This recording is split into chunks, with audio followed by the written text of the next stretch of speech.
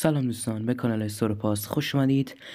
توی این ویدیو میخوایم اخبار جدیدی که از آپدیت استار وارز جمعه به دستمون رسیده رو با هم بررسی کنیم. توی این ویدیو قیمت آیتم های جدید معلوم شدن که اپیک به یه سری از یوتیوبرها داده و اون یوتیوبرها هم این قیمت ها رو منتشر کردن و همچنین یه ذره اخبار و خبرهای جدید از مود لگو داریم که قرار با هم دیگه تو این ویدیو راجع به همین صحبت کنیم. برو بریم که شروع کنیم. خب اسکین لوک رو داریم که تو یک باندل فروخته میشه به قیمت 1800 وی باکس. تکی هم جدا هم میتونید بخریدش، 1200 وی باکسه. و یه باندل یودا داریم که 1000 وی باکسه و داخلش بک بلینگ یودا رو داریم که عین قسمت ششم فیلم جنگ ستارگان پشتتون قرار میگیره و همچنین اساش هم به عنوان یک پیککس داریم.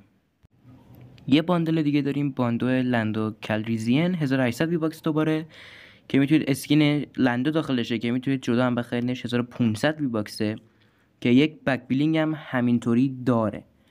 خب اسکین لندو هم مثل لوک دیروز معرفی شده بود، میدونید چه شکلیه.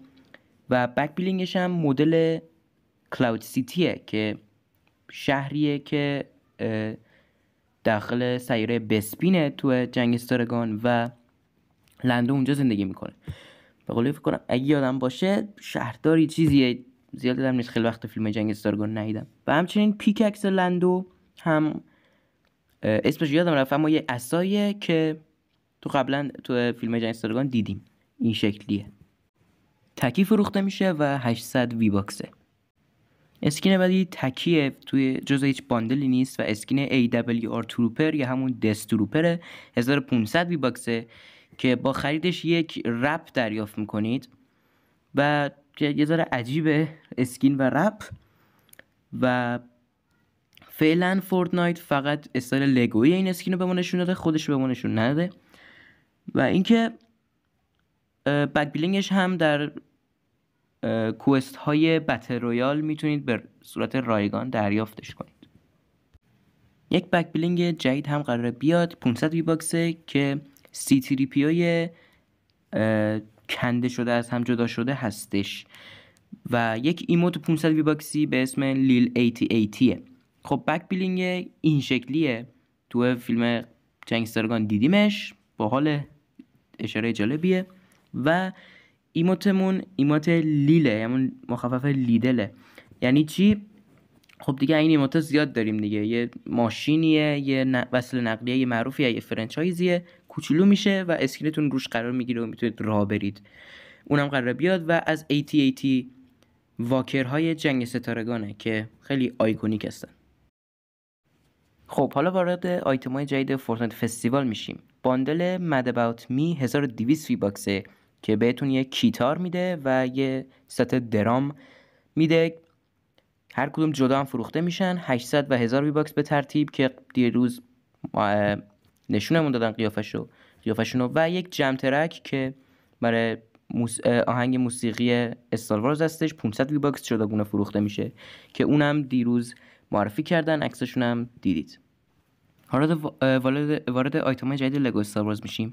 ما راجع به ایونت پس لگو استار وارز صحبت نمی‌کنیم اینجاها، توی اون راجع به اون تو قسمت قبلی اخبار فورتنایت صحبت کردم. این آیتم هایی که به آیتم شاپ میان، ما قراره یه سری ساختمون و دکور بگیریم که تقریبا حدود 250 تا 750 وی باکس هر کدوم، باندل مختلفیان که سازه ها و دکورای جنگ ستارگانیه. تو یکی از تیزرها دیدیم این مدلیان.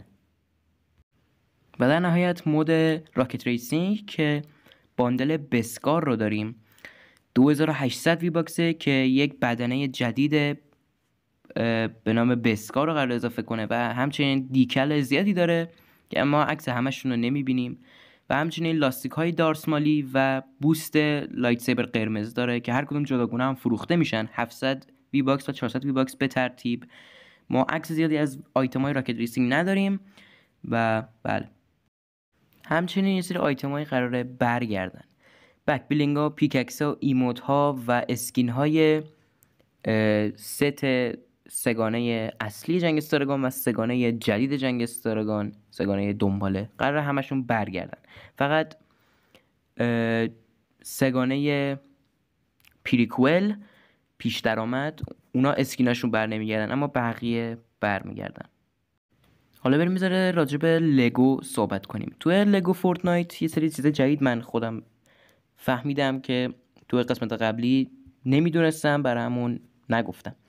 این که اگه میخواین استار وارز اگه میخواین استار وارز بازی کنید تو مدل لگو، باید دنیای جدید شروع کنید و توی دنیای جدیدتون یه ایونت اولش میبینید که هملا رو صفحه معلومه سفینه‌ها استار دسترویرها تای فایتر رو سقوط میکنن و اونجایی که سقوط میکنن رو میتونید ببینید و اونجا کمپ امپراتوری قراره به وجود بیاد. به شما یک دوربین جنگ استارگانی داده میشه که میتونید با استفاده از اون کمپ ربل ها یا همون شورشی ها رو پیدا کنید و بهشون کمک کنید و دهکدهشون رو ارتقا بدید با انجام دادن کوست ها، که با انجام دادن این کوست ها ایونت پستون رو هم پیش میبرید جلو و همچنین 10 تا لول بیشتر نداره.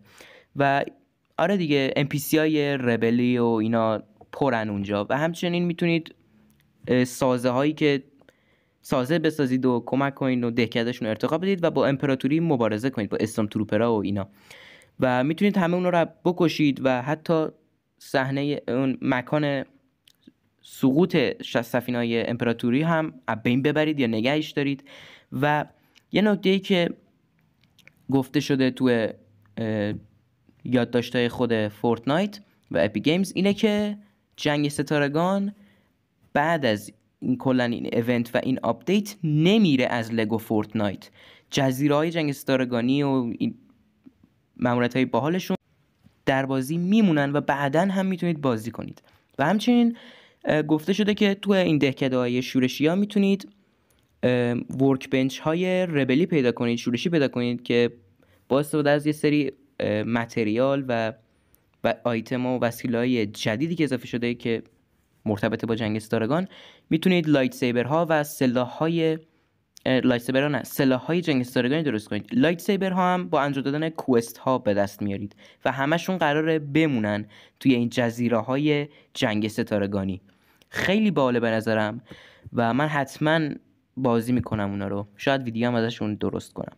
اینم بود از تمام اخبار و نکات جدیدی که تو فورتنایت اتفاق افتاده مربوط به آپدیت استار وارز روز جمعه که همون فردای روزیه که دارم اینو ضبط میکنم.